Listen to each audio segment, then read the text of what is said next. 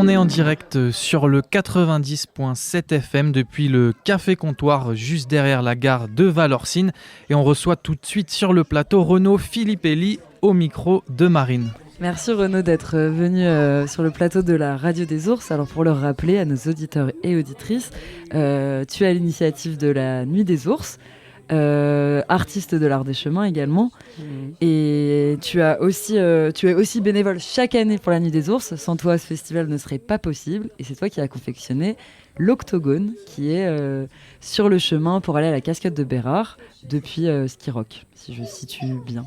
Oui. Alors, est-ce que tu peux nous parler de ce travail de sculpture que tu as et que tu continues chaque année pour la Nuit des Ours? Le travail de sculpture, en fait, c'est venu d'une nécessité de faire des œuvres sur les chemins. J'ai jamais trop sculpté avant la Nuit des Ours et je m'y suis mis un petit peu comme ça, puis ça m'amuse, donc du coup je continue à le faire. Faut que ça aille vite, je suis un peu impatient, donc du coup mes sculptures sont assez brutes et voilà. Après du coup ça m'a permis de découvrir quelque chose que j'aimais bien et que je pense que même si la Nuit des Ours s'arrêtait, je continuerais à côté en passe-temps et pour les copains. Ça a amorcé cette pratique, et tu peux décrire un petit peu pour les auditeurs et auditrices à quoi ressemblent ces sculptures, parce que tu devines comme ça des visages, on pourrait dire, à l'intérieur de ces souches. Oui, alors de base c'est comme je vais vite, faut pas que ce soit trop chiadé, donc ça va être assez inspiré de l'art brut tribal, on va dire. Beaucoup les tikis un peu polynésiens. Voilà, qui va être vraiment la source de base d'inspiration. Et après c'est souvent le bout de bois, en fait. Quand je regarde le bout de bois, je vois un nez, un œil, un bout d'oreille, une bouche à un endroit. Et je pars de là, ça veut dire que je le dessine pas du tout. Je pars de là et après petit à petit, la sculpture apparaît en même temps que... Enfin, je la découvre en même temps que je la sculpte, en fait. Et de quoi est née cette envie? Parce que pour rappeler, tu as grandi à Valorcine, et cette envie comme ça de parcourir les chemins et de les habiller de sculptures, etc. Et c'est aussi l'engagement de la Nuit des Ours, à la fois de créer un événement culturel et en même temps de créer des sortes de balades, mais qui seraient elles aussi habitées par des œuvres. Alors, l'histoire, c'est que quand ma petite fille avait 2 ans, on s'est retrouvés en forêt noire, du coup en Allemagne. Et on s'est baladé là-bas. Il y a un jour de pluie où on savait pas trop quoi faire. On a regardé sur internet et on a vu qu'il y avait un petit chemin ludique pour les enfants avec des œuvres un peu tout le long du chemin. On est allé se balader, c'était super sympa. On a passé 2h30, 3 heures à se balader sur les chemins avec la petite qui courait de partout et qui a adoré ça. Et nous, on a trouvé ça génial aussi. Du coup, en revenant, je suis allé voir le maire de Valorcine et je lui ai dit ça pourrait être une bonne idée, ça pourrait être sympa à faire. En plus, il y a quelques copains qui savent faire des choses, on pourrait... Et ça, c'est resté du coup dans son oreille, il l'a pas oublié. Et le jour où Bruno Boussagol du coup est passé le voir pour lui parler de faire des déambulations nocturnes sur les chemins, le maire a fait une liaison en fait entre ce que je lui avais proposé et l'idée à Bruno. Et il nous a mis en contact ensemble et de là est née en fait l'idée de la Nuit des Ours. Et la Nuit des Ours, on peut en parler. Sans ton engagement, je pense que ce festival ne serait pas possible. Et même cette fabrication de l'Octogone, en fait, chaque année, tu ramènes comme ça des espaces et le but, c'est que ça reste pérenne. L'Octogone, pour toi, d'où est venue cette idée? Pour rappeler, c'est une sorte de plateforme octogonale qui fait une 50aine de mètres carrés. Et je trouve que ça évoque aussi un lieu des possibles. Oui, du coup, je l'ai appelé l'Octogone du champ des possibles. Hein. L'idée de l'Octogone de base, c'était Bruno qui voulait une scène plutôt circulaire pour mettre en scène justement son collectif parce qu'on est là dessus. Et du coup, il avait besoin de cette scène circulaire pour pouvoir faire sa mise en scène dessus. Le cercle pur avec du bois et des lignes droites, c'est pas évident. Donc du coup, je suis parti sur un octogone. Ensuite, l'autre contrainte, c'était une 50aine de personnes qui tient dessus. assise du coup en bordure du cercle, donc c'est ça qui m'a donné en fait les dimensions. Et on s'est adapté aussi au terrain pour pas non plus intégrer trop d'arbres dedans et pas les empêcher de trop grandir et voilà. Mais aussi créer une surface plane en montagne, c'est quand même, on va pas dire ce qui manque, parce qu'on s'adapte aussi, et c'est aussi la pente qui crée ces spectacles et toutes ces déambulations, le fait de grimper comme ça et de s'aventurer, mais c'est aussi ça qui crée ce champ des possibles pour les familles ou pour des gens qui se baladeraient, qui auraient envie d'être seuls ou de pique-niquer. C'est ça pour tout le monde. Après, l'idée c'est que les espaces vivent par eux-mêmes.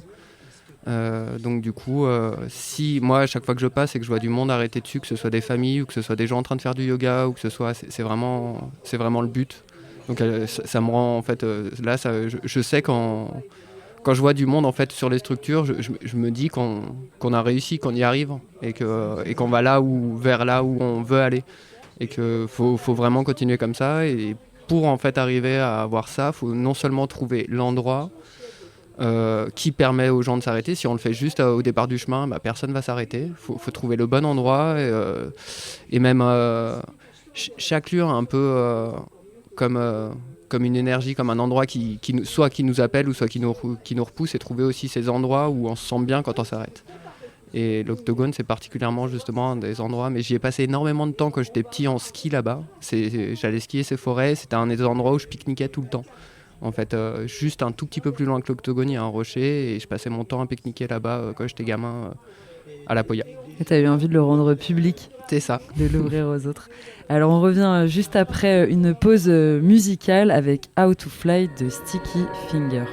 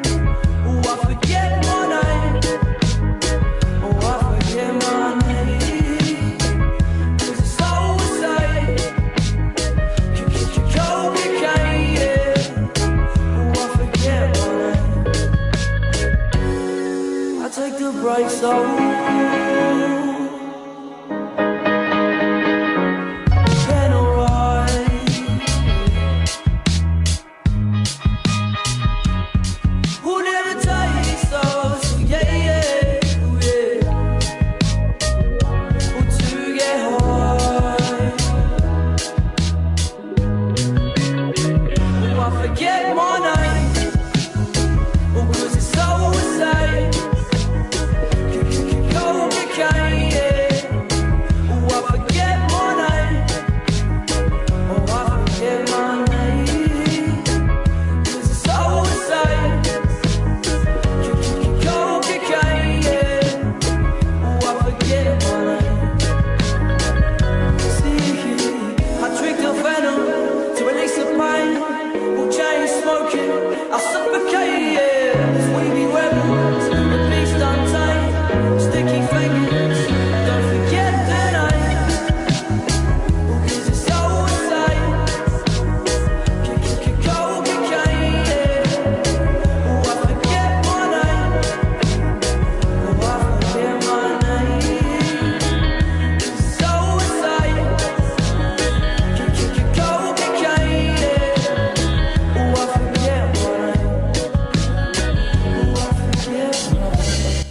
sommes toujours en direct sur le 90.7 au Café Comptoir et dans la vallée de Chamonix sur le 90.5. Renaud Filippelli est à nos micros aujourd'hui. Merci d'être là. Pour rappeler, tu as grandi à Valorcine et tu crées aussi les sculptures de l'Art des Chemins de la Nuit des Ours. Tu es bénévole aussi. Alors, est-ce que tu peux nous parler de tout ce que ça contient, ce rôle de bénévole sur le festival ? En fait, le rôle de bénévole, il est multiple. Il y a les bénévoles qui peuvent venir nous aider une journée et qui peuvent... et en vrai, on en a énormément besoin de ça et c'est presque cela qu'on manque le plus. On a un gros noyau dur en fait derrière de quelques personnes mais qui organisons. Il y a Bruno qui gère tout ce qui est spectacle, Yumi qui nous gère tout ce qui est communication, site internet et les réseaux sociaux. Après on va avoir Charles qui va nous faire la trésorerie, on a Stéphane qui est là beaucoup pour les chemins mais qui en amont a pas mal de travail aussi. Donc en fait le noyau dur constamment présent on l'a. Et ce qu'on manque le plus c'est ces petits bénévoles qui viennent une petite journée de temps en temps pour nous dépanner. Alors on envoie bien des messages aux copains mais après on sait très bien on est en pleine saison, c'est jamais facile de se libérer, de trouver du temps pour.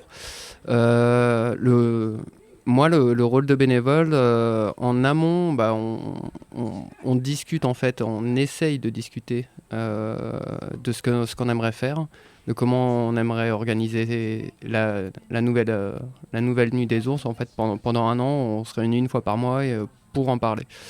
Voir ce qui a marché l'année d'avant, les échecs, voilà. Donc ça, proposer des nouvelles idées ou réfréner les nouvelles idées et essayer de se tenir un petit peu à ce qu'on sait faire, à arrêter de vouloir en rajouter tout le temps plus. Je pense qu'on vit dans un monde où le plus en fait il est permanent tout le temps autour de nous et je suis pas sûr que ce soit une bonne idée de vouloir faire tout le temps plus, plus de spectacles, plus de propositions, plus de chemins, donc voilà. Donc ça mais en même temps quand ça marche c'est que on a envie de proposer quelque chose de différent aussi à chaque fois. Donc c'est un peu compliqué pour ça. Après moi mon rôle sur les chemins, du coup à proprement parler, pendant on va dire sur les 3 semaines qui précèdent la nuit des ours, c'est d'aller faire les installations, essayer de mettre des bancs pour qu'il y ait un minimum de personnes qui puissent s'asseoir. On a des groupes de 50 personnes, donc suivant les espaces, on ne peut pas toujours faire 50 places assises réelles. Mais on essaye qu'il y ait toujours un minimum pour des gens un peu plus âgés ou un peu plus fatigués qui puissent quand même se reposer pendant les spectacles et pas rester debout tout le temps. Donc voilà, c'est faire ça. Ensuite, des sculptures, décorer les chemins et surtout essayer de se coordonner un peu avec Stéphane et Bruno et les gens qui sont là sur ce qu'on a encore à faire et voilà, qu'on se retrouve pas à deux à aller au même endroit pour faire la même chose en même temps alors qu'il y a 10 autres choses à faire à côté. Alors si des auditeurs et auditrices nous entendent et qui veulent être bénévoles même une journée, oui. Ils peuvent vous contacter sur les réseaux sociaux ? Ils peuvent nous contacter sur les réseaux sociaux, sur le Facebook de la Nuit des Ours, via Instagram. Ou s'ils ont mon numéro, ils peuvent aussi m'appeler, c'est avec plaisir. Et ça serait pour, du coup, soit créer pour les chemins, installer tout ce qu'il faut pour que les spectacles puissent être possibles, transporter les choses et surtout profiter d'un beau cadre quand même de travail à Valorcine. C'est ça, et faire un barbecue le midi, boire une bière ou deux, ça peut être sympa aussi. Être tous ensemble. C'est ça. Merci Renaud d'être venu au micro de la Radio des Ours. C'est maintenant le moment d'écouter Dead de Sopico.